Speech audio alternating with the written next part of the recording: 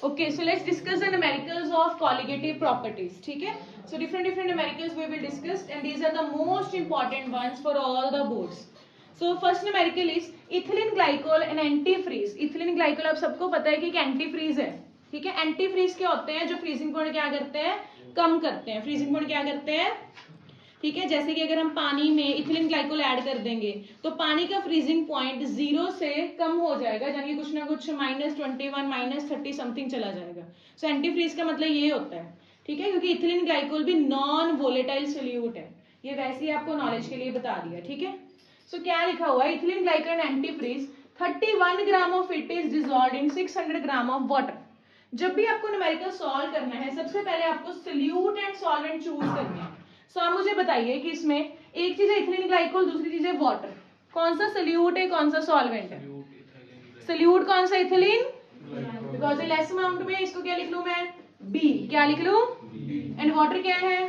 Solvent, इसको क्या लिख लूं? ए। समझ आ गया? अब 31 ग्राम ऑफ इथिलीन ग्लाइकोल, इसका सिंबल क्या लिखेंगे? क्या गिवन है आपको? WB। क्या गिवन है? गिवन मास को W से लिखते हैं एंड B का मास है तो इसको क्या बोलेंगे? WB। अब सभी लिखना बंद कर दो और समझ लो, ठीक है। सो 600 ग्राम ऑफ वाटर में डिसॉल्व है।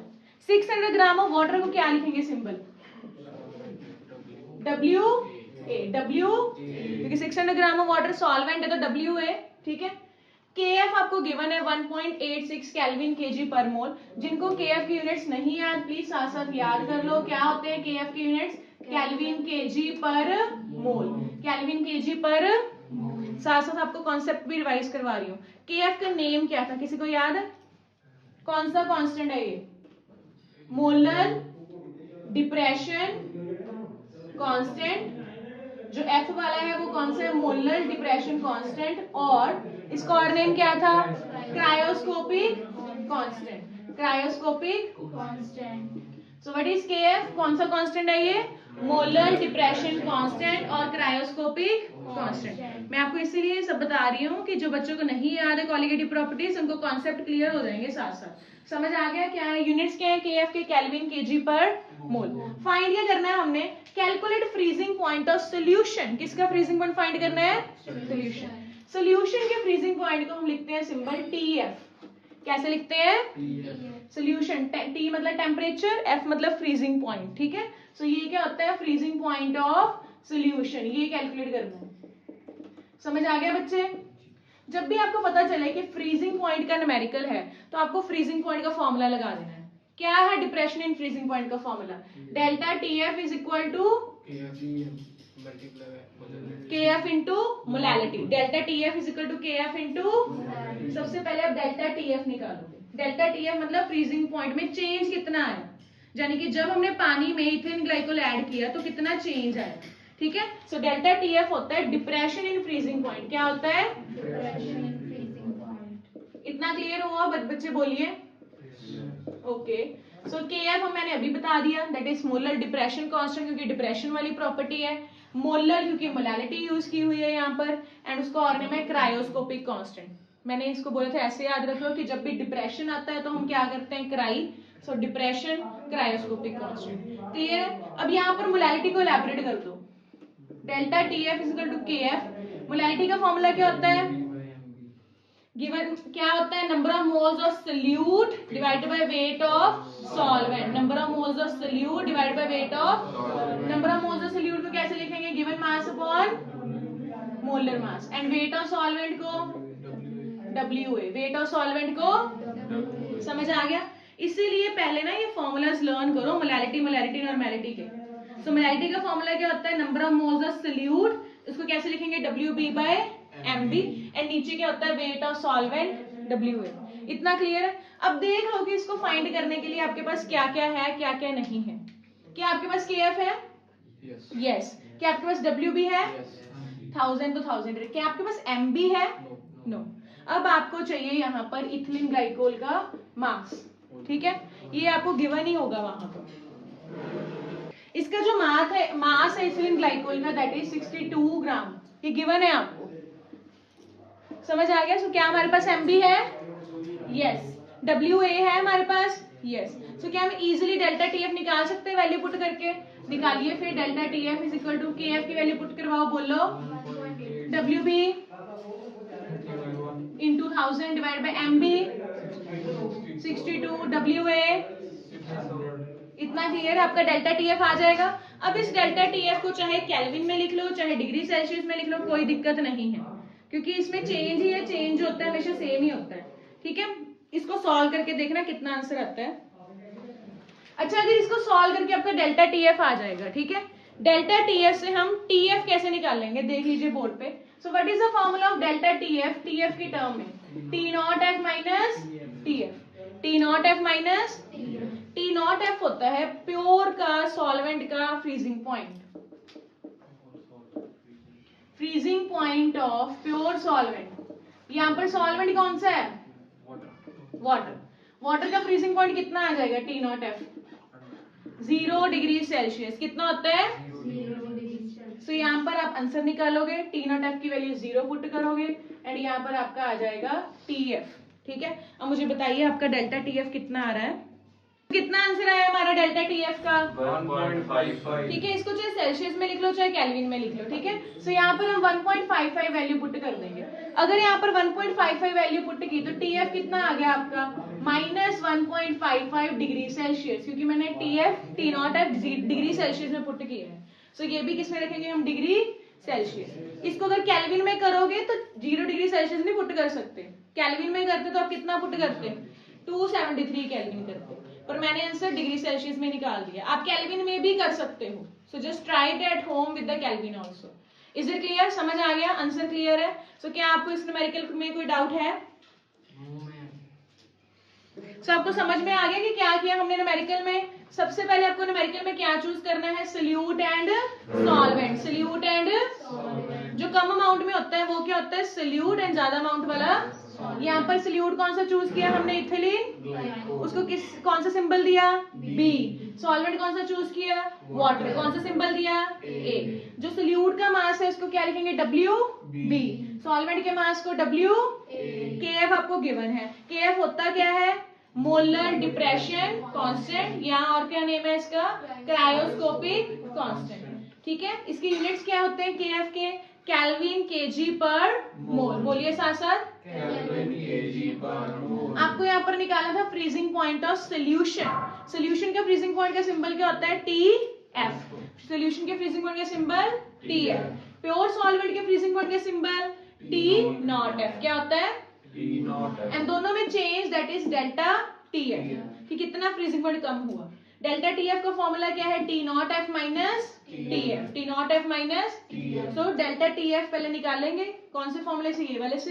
क्या फॉर्मूला डेल्टा टी एफ का, के एफ इंटू मोलैलिटी, के एफ इंटू के एफ आपको गिवन है। मोलैलिटी का formula number of moles of solute divided by weight of solvent in KG. So number of moles को क्या लिखेंगे, given mass upon and weight of solvent W है, ऊपर 1000 के साथ मल्टीप्लाई क्योंकि ग्राम्स में है।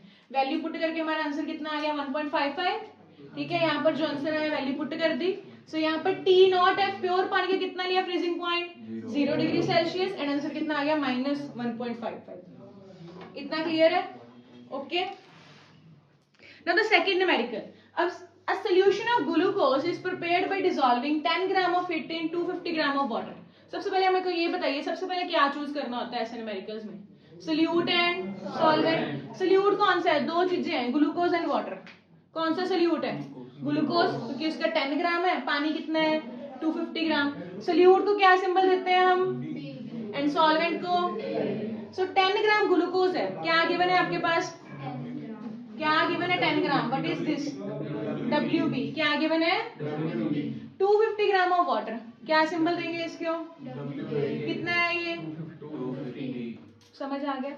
यहाँ पर आपको ग्लूकोज का मोलर मास गिवन है, मोलर मास को क्या सिंबल देते हैं, MB, कैपिटल MB। कितना है यहाँ पर 180 ग्राम। इतना क्लियर है, समझ आ गया। Calculate the depression in freezing point. अब आप ऊपर वाले न्यूमेरिकल अपने कर ही लिया है जो पहले हमने किया। डिप्रेशन इन फ्रीजिंग पॉइंट का सिंबल क्या है, क्या कैलकुलेट करना है हमने, क्या कैलकुलेट करना है, एक आपको KF गिवन है। कौन सा फॉर्मूला यूज होगा, very good, delta TF is equal to KF into molality, KF into इजी। मोलैलिटी को इलैबोरेट कर दो, बताओ क्या फॉर्मूला है मोलैलिटी का?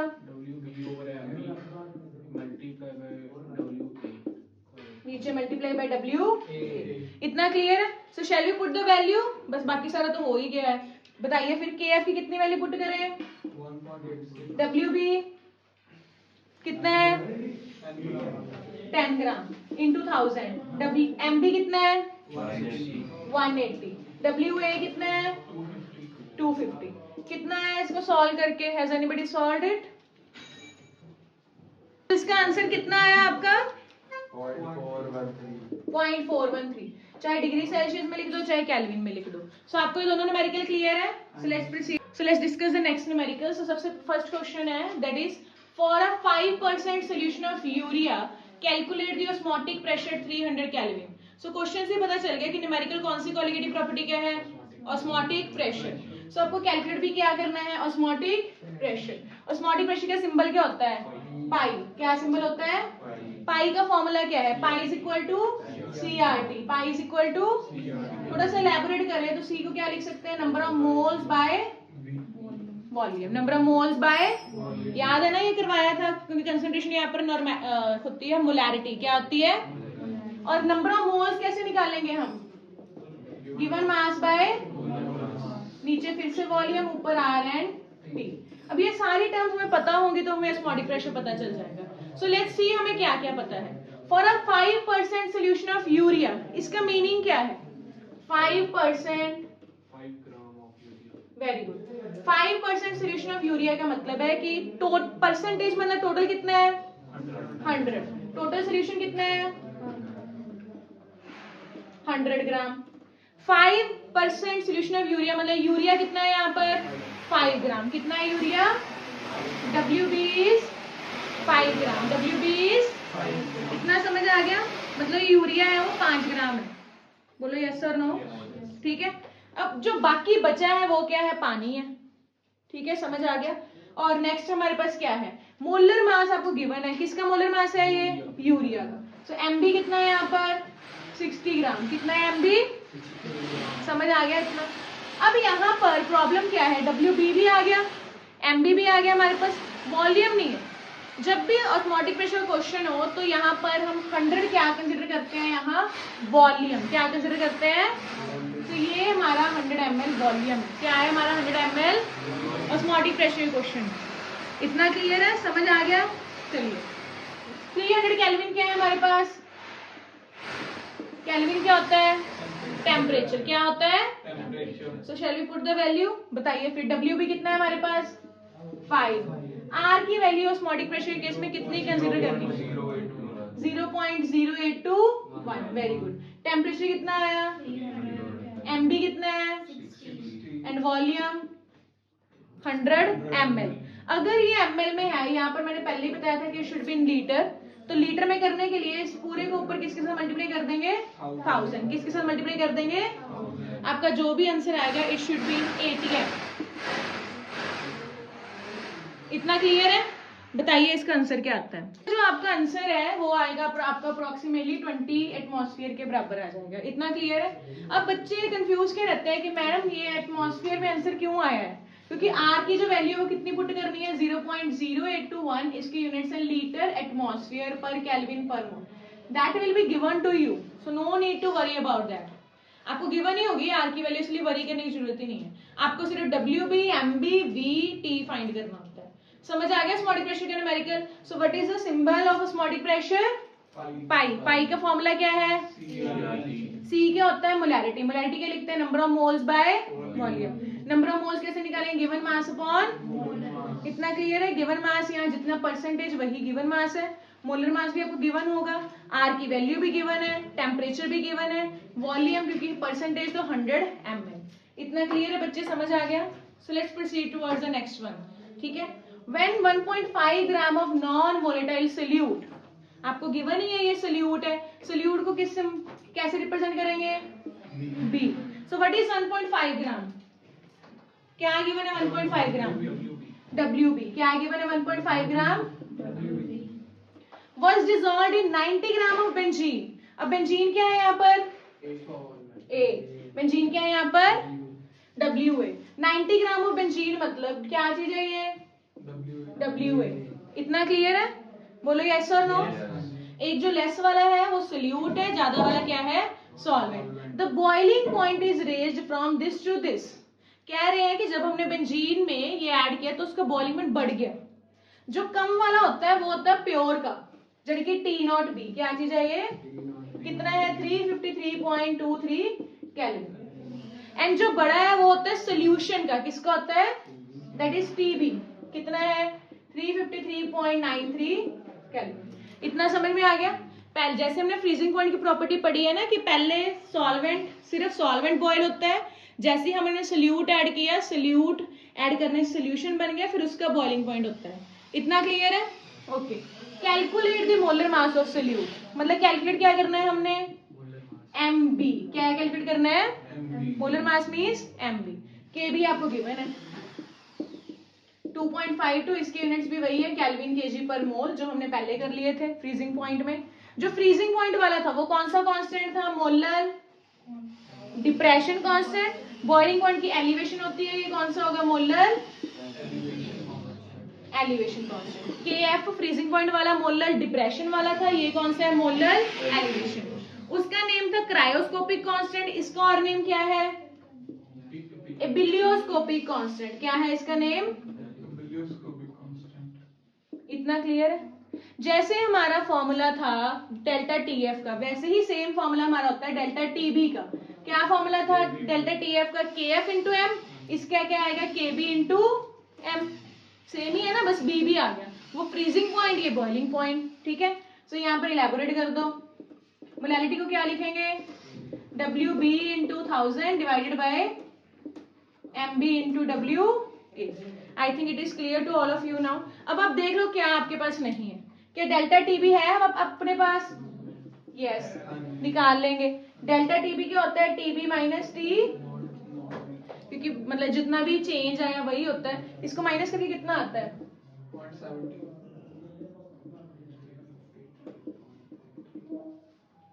कितना आया? 0.70 केल्विन। इतना क्लियर है? वैल्यू पुट कर दो। KB कितना है? 2.52। WB कितना है? 1.5। MB हमें निकालना है। WA कितना है?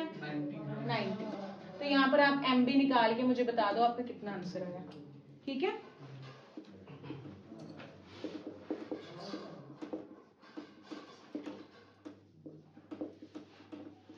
जो भी आपका MB आएगा, MB मोलर मास के यूनिट्स होते हैं ग्राम पर मोल। क्या यूनिट्स होते हैं? तो बता दो कितना आंसर आया।